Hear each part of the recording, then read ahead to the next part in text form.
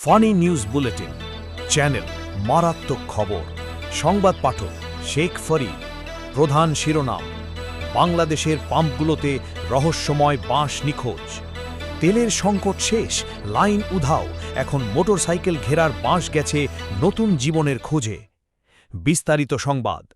এক সময় দেশের বিভিন্ন পেট্রোল পাম্পে মোটরসাইকেলের এমন লাইন হতো যে দূর থেকে দেখলে মনে হতো ফ্রি বিরিয়ানি দিচ্ছে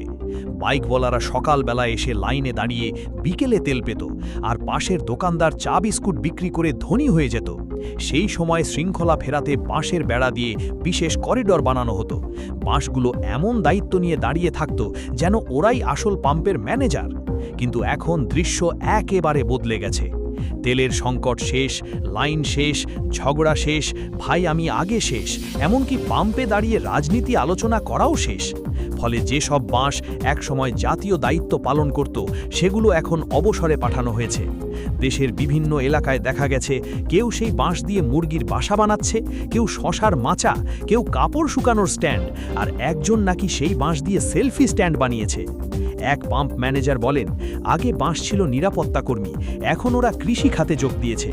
আরেকজন বলেন একটা বাস তো এতদিন দাঁড়িয়েছিল এখন নিজেই বলছে স্যার একটু বসার চাকরি দেন এক মোটরসাইকেল চালক আবেগে বলেন আগে লাইনে দাঁড়িয়ে ৩ জন বন্ধু বানিয়েছিলাম এখন তেল এত তাড়াতাড়ি পাই যে কারো সাথে পরিচয় করার সময়ই পাই না বিশেষ বিশ্লেষণ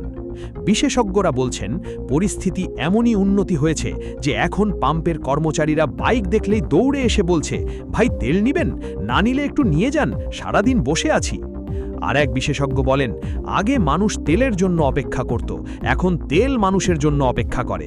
শেষ খবর এক পাম্পে নতুন সাইনবোর্ড টাঙানো হয়েছে